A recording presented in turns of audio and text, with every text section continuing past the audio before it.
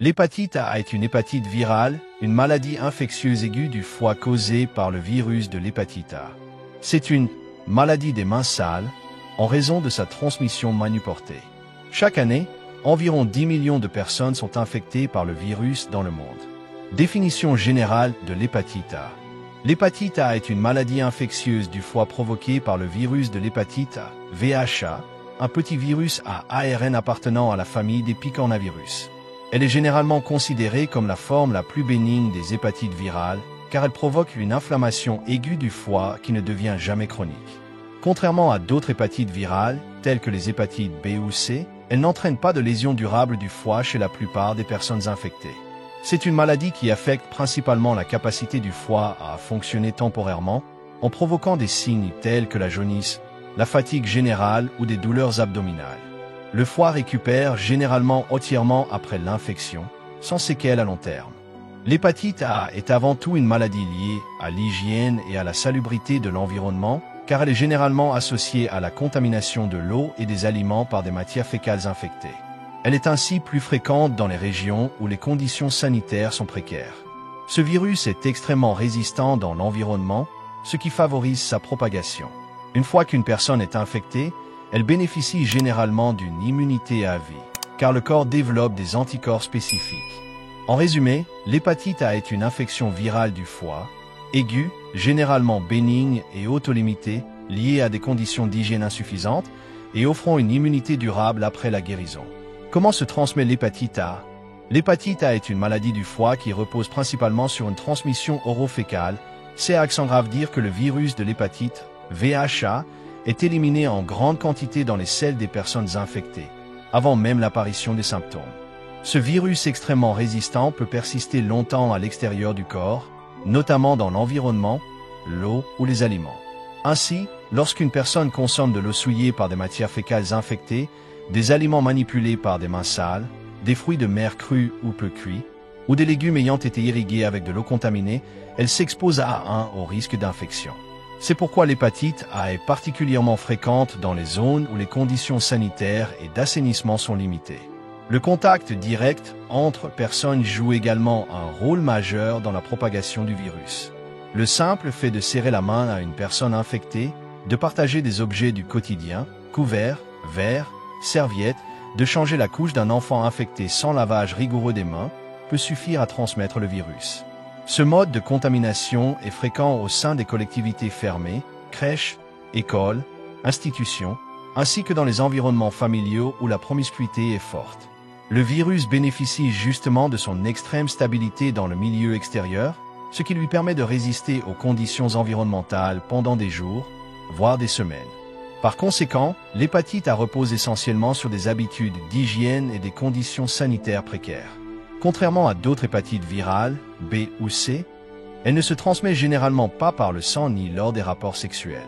C'est justement ce mécanisme de dissémination indirecte du virus, où la contamination passe par l'ingestion de microtraces de matières fécales invisibles à l'œil nu, qui en fait une infection fréquente à l'échelle mondiale, notamment chez les personnes voyageant dans des zones où l'assainissement de l'eau est limité.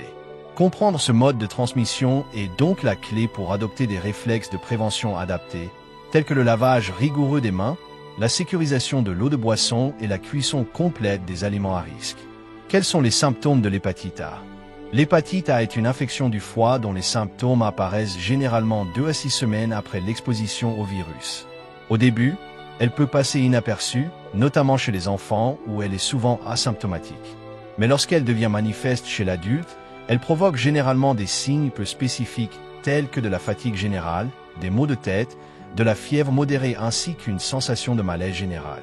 À ce stade, elle est souvent confondue avec une grippe ou une infection banale, car elle s'accompagne généralement d'une perte d'appétit, de nausées et de vomissements ainsi que de douleurs abdominales, principalement du côté supérieur droit du ventre où se situe le foie. Quelques jours plus tard, des signes plus caractéristiques de l'hépatite A font leur apparition. Le plus fréquent est la jaunisse, ictère, qui provoque une coloration jaune de la peau ainsi que du blanc des yeux.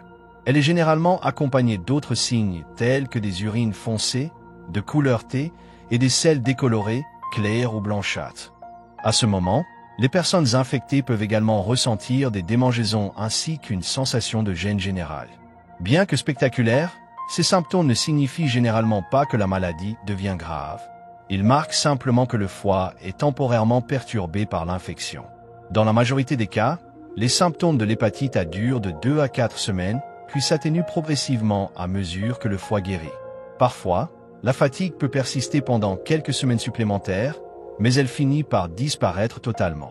À de rares occasions, principalement chez les personnes âgées ou déjà atteintes de maladies du foie, l'hépatite A peut entraîner des complications plus sérieuses, comme une hépatite fulminante, nécessitant une prise en charge médicale immédiate. Dans la très grande majorité des cas cependant, elle reste une infection aiguë, bénigne et entièrement réversible, sans laisser de séquelles à long terme. Comment affecte-t-elle le foie?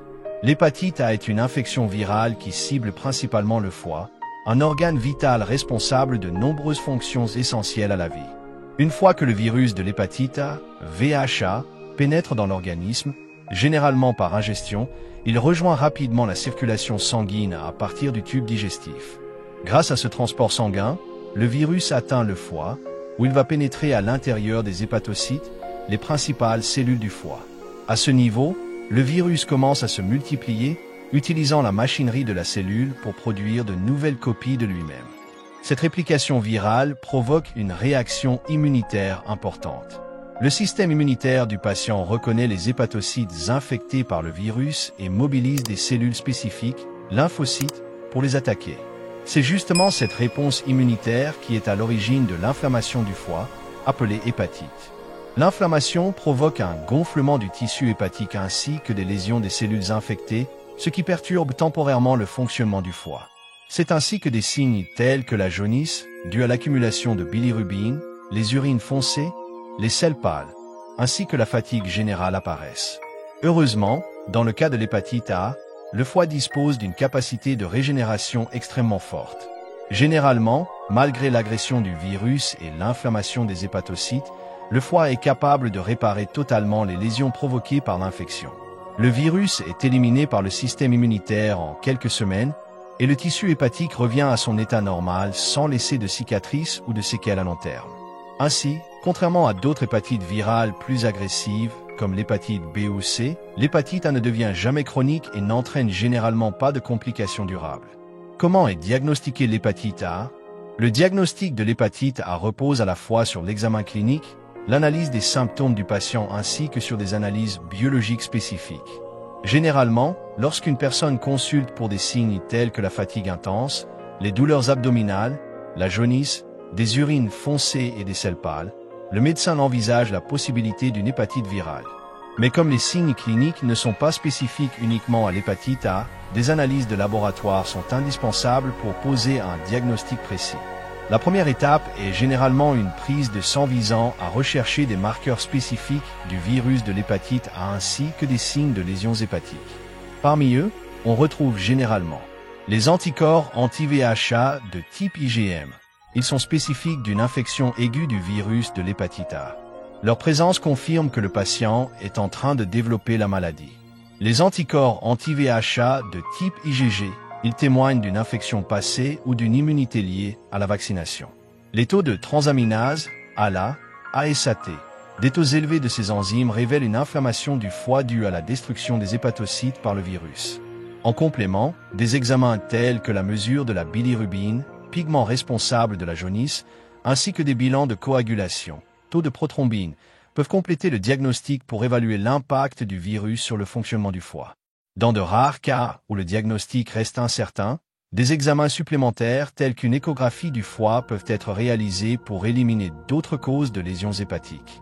Ainsi, grâce à une combinaison de signes cliniques caractéristiques, d'analyses de sang spécifiques et de marqueurs enzymatiques précis, le diagnostic de l'hépatite A est généralement rapide, fiable et facilement confirmé. Ce protocole diagnostique permet de mettre en place, lorsqu'elle est nécessaire, une prise en charge adaptée ainsi que des mesures de prévention pour éviter la transmission du virus à d'autres personnes. Évolution de la maladie. L'hépatite A est généralement une infection aiguë du foie, dont l'évolution est marquée par différentes phases avant un retour à la normale. Elle apparaît généralement 2 à 6 semaines après l'exposition au virus, période appelée incubation. Durant celle-ci, le virus s'installe dans le foie sans que la personne ne ressente de signes spécifiques. Puis vient la phase d'invasion, ou des symptômes tels que la fatigue, la fièvre, les nausées et les douleurs abdominales débutent. C'est à ce moment que le patient devient contagieux, généralement avant que la jaunisse ne soit visible. Quelques jours plus tard, apparaît la phase ictérique, où la jaunisse devient manifeste, accompagnée généralement d'urine foncée et de sel décoloré. À ce stade, le patient est souvent extrêmement fatigué, mais c'est généralement à ce moment-là que la maladie est diagnostiquée. Chez la majorité des personnes en bonne santé, l'hépatite A évolue ensuite favorablement. L'inflammation du foie commence à s'atténuer, les taux des enzymes hépatiques, transaminases, reviennent peu à peu à la normale, et les symptômes s'améliorent généralement en 2 à 4 semaines. La convalescence, qui suit la phase ictérique, dure généralement quelques semaines supplémentaires. Durant celle-ci, le foie retrouve toutes ses capacités fonctionnelles. L'hépatite A ne devient jamais chronique. Elle ne provoque pas de lésions irréversibles du foie à long terme, contrairement à d'autres hépatites virales, B ou C. Dans de rares cas, elle peut évoluer vers une forme grave appelée hépatite fulminante, principalement chez des personnes âgées ou ayant déjà une maladie hépatique. Ce cas extrême nécessite une prise en charge médicale immédiate, mais reste extrêmement peu fréquent.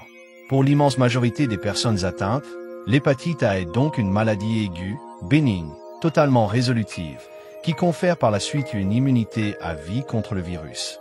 Quelles sont les complications possibles de l'hépatite A?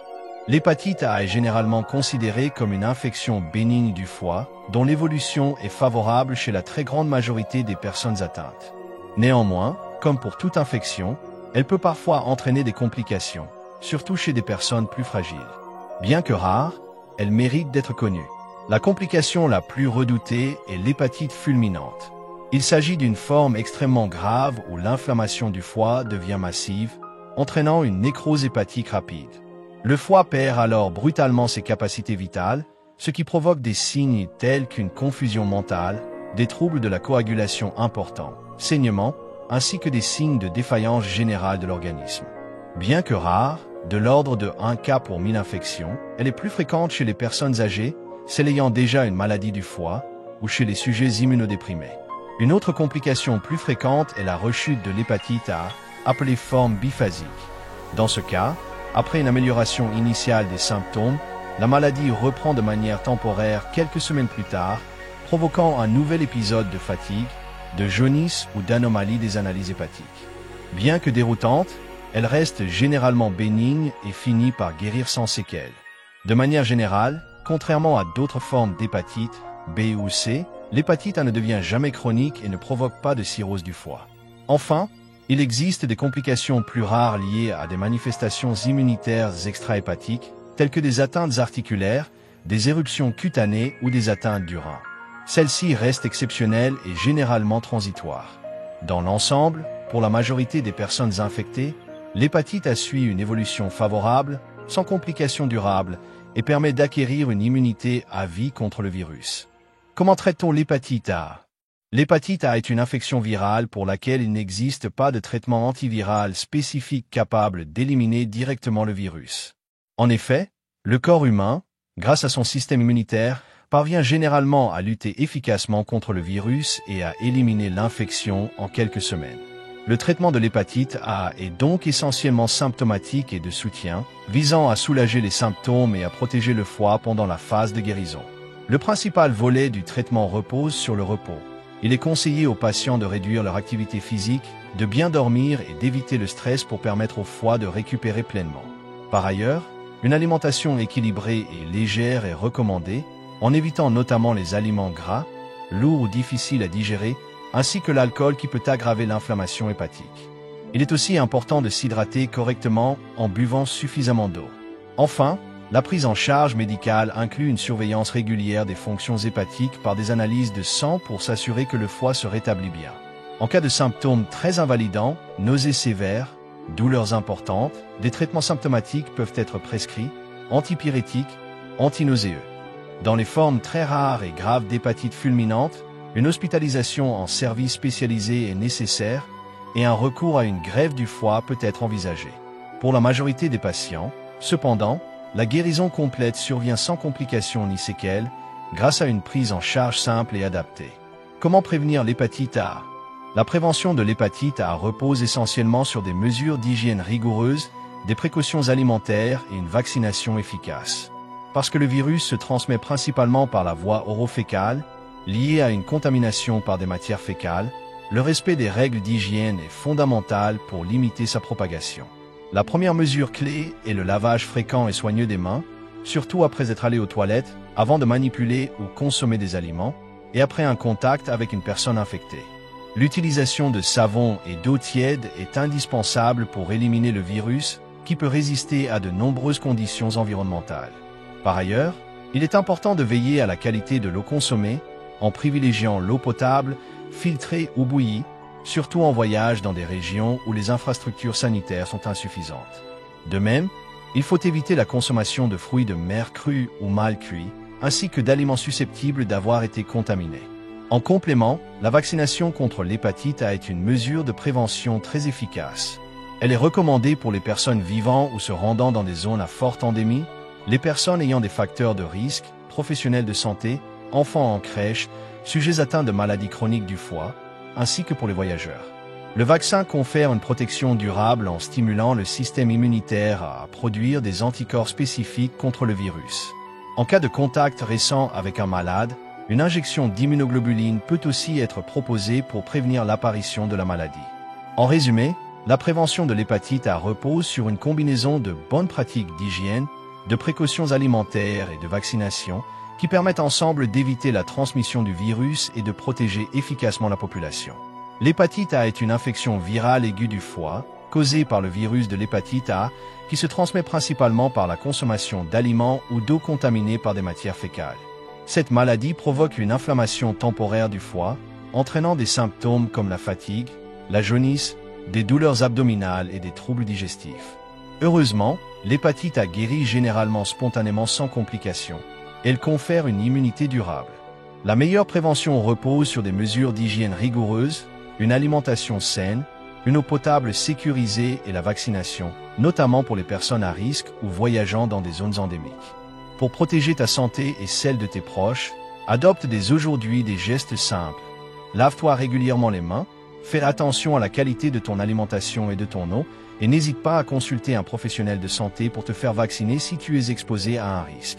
Pour ne rien manquer des conseils essentiels sur ta santé, les explications claires sur les maladies comme l'hépatite A, et surtout des solutions simples pour mieux te protéger et prendre soin de toi au quotidien, abonne-toi dès maintenant à la chaîne Symptômes ET Solutions. Ici, tu trouveras des informations fiables, accessibles et régulièrement mises à jour pour t'aider à comprendre tes symptômes, mieux prévenir les maladies et vivre en meilleure santé. Clique sur S'abonner et active la cloche pour rester informé et prendre ta santé en main.